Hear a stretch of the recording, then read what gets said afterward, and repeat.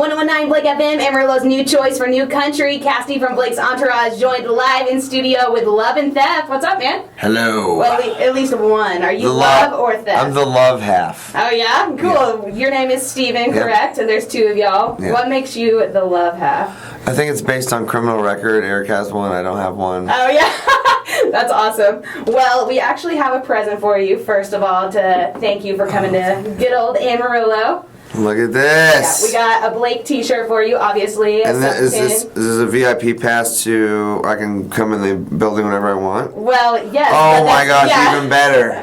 We heard that your favorite food was Chick-fil-A. That's so nice. So we got you a Chick-fil-A gift card. I love Chick-fil-A with all my heart. Well, good. Funny fact, Eric and I's first jobs, we didn't know each other, but our first jobs were both at Chick-fil-A. No way. Yeah, like in different parts of the country. I grew up in Palm Harbor, Florida, and he was from Charlotte.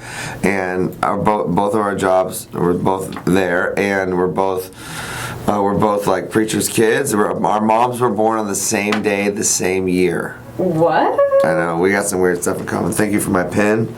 Amarillo, Texas. That's a really nice gift, y'all. Thank you. Yeah, thank you so much for coming in. Do you ever get nostalgic now, like eating Chick-fil-A?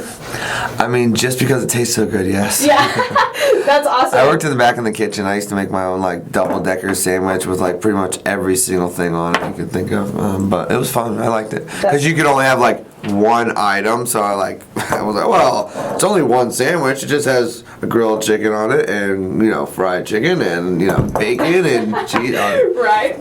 So that's how I did it. That's incredible. Well, Angel Eyes, not even gonna lie, I'm not even saying this just because we're in the studio together and I have to, but Angel Eyes, one of my all-time favorite songs. Thank you. If you've listened to country music in the past, 5 years, there's no way you've not heard Love and Theft. You guys have been everywhere and y'all are working on some new stuff, right? Yeah, we're working on new stuff. We're still promoting Whiskey on My Breath, which is the most important song we ever put out because it's a song about addiction and we wrote it. But we're currently working on new stuff that we're gonna go in and cut again in May for hopefully a December album release, but a new single probably late summer. That's perfect. Cool. Who wrote Whiskey on My Breath? I wrote Whiskey on My Breath with a couple of my friends, Trent Tomlinson being one of them, a really great country singer and songwriter, and we wrote at my parents' family cabin in the woods.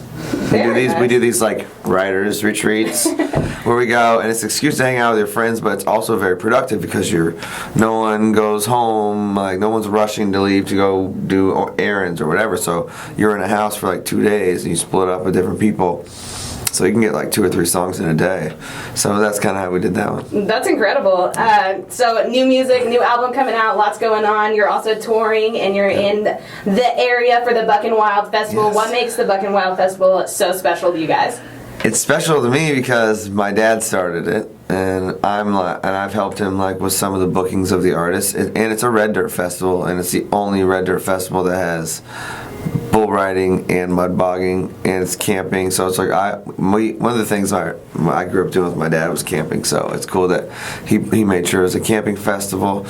And we got Jamie Johnson and Ray Scott and Aubrey Sellers on it this year, and then we're playing it. We're grandfathered in. We're not red dirt, but we're grandfathered in because it's my dad's festival. Yeah, definitely. But it gives it a little mixture.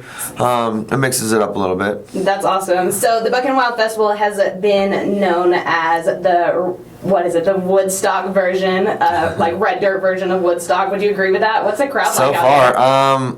A bunch of drunk people. No, I'm just kidding. It's actually very chill. That's probably what makes it more like a Woodstock, because it's like really laid back and it's really mellow. But the music's always kick ass, and there's always a good energy out there, and there's a lot of good, really young new artists and new red dirt artists that are there too. So it's gonna be cool. That's awesome. And when is that? That is this weekend. That is Friday and Saturday, and mud bogging is Sunday. We'll play Saturday night, but there's some also great music Friday night. And the good thing is there's a huge like roping barn. So if it rains Saturday, they're just gonna move everything into there. So it'll all be good. Very nice. Well, we've seen you live. We hear your music all the time. Thanks. Well, what was it like the first time you heard your own music on the radio? The first, I actually cried because it's a long journey to get on the radio, and it happened to be in my hometown, but I was coming through town on a radio tour. So the first time it was Runaway, a song that I wrote, which is cool because I wrote it. It was our first song we put out, and I wrote it with a guy named Kanan Smith, a great country singer. And me and him moved to Nashville together, and I met Eric through him, so it was all like full circle. And it was a Keith Urban song played, and we got a call like, hey, your song's playing right after this Keith Urban song. So we actually were like, oh shoot, it was like a clock radio in a hotel. So I turned it on, and it was pretty emotional. My brother actually filmed it. We were all like, turn the camera on. Oh, cool. That is so awesome. So you've toured with a ton of huge names. You got Tim McGraw under your belt. You got pretty much everyone that matters in country you've been right beside. Who's the most influential artist that's impacted your career?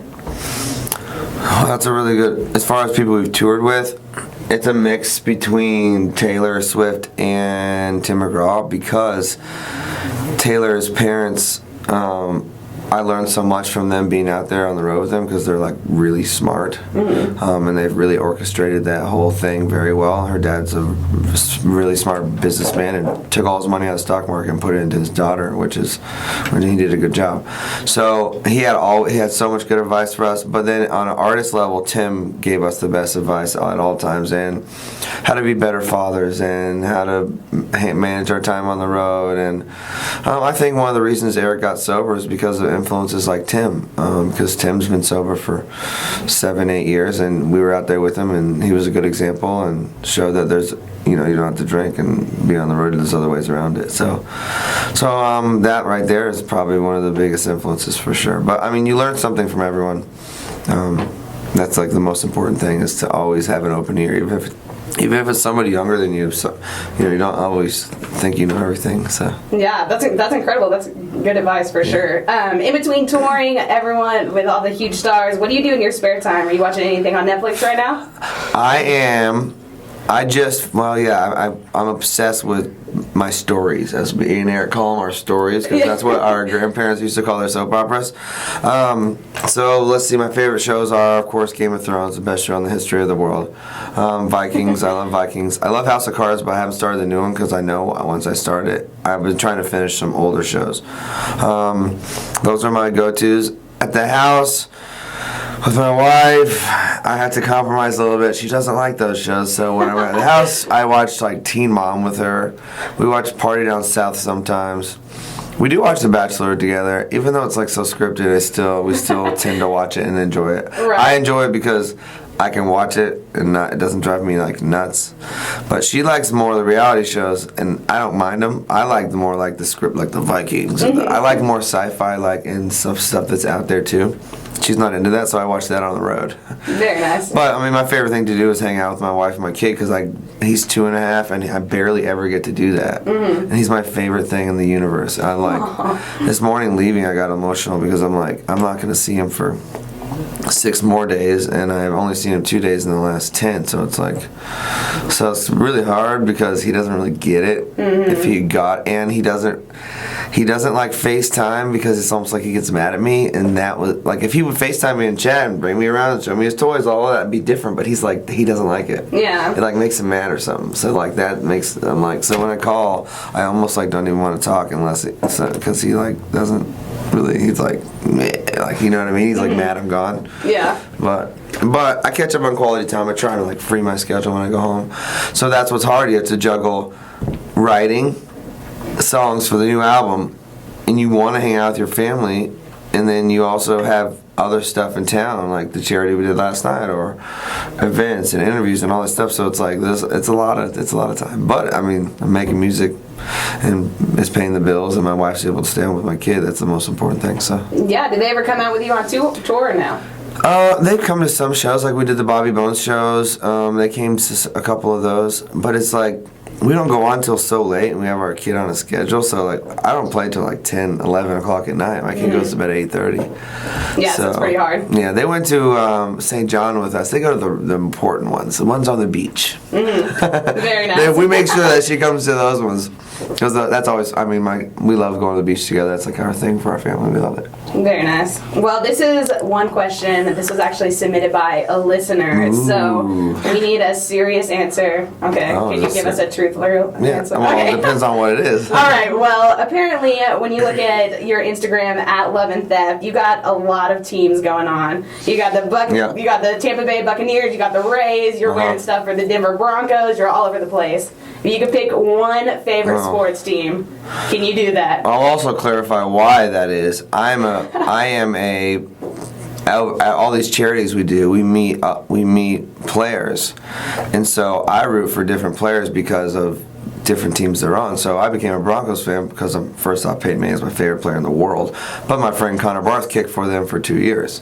So I was like, I had to be a fan of him, just like, he's a fan of our music and he rocks our gear. I was like, yeah, and I wanted Peyton to go out on top because that's the way Brett Favre should have gone out, and he did it, and I wanted that for Peyton. So that's why that is. But my favorite team in the planet, I'm from Palm Harbor, Florida, and my favorite team is the Buccaneers. All right. Hands down. Without a doubt. Well, that makes sense now. Yeah. Steven, thank you so much for coming in.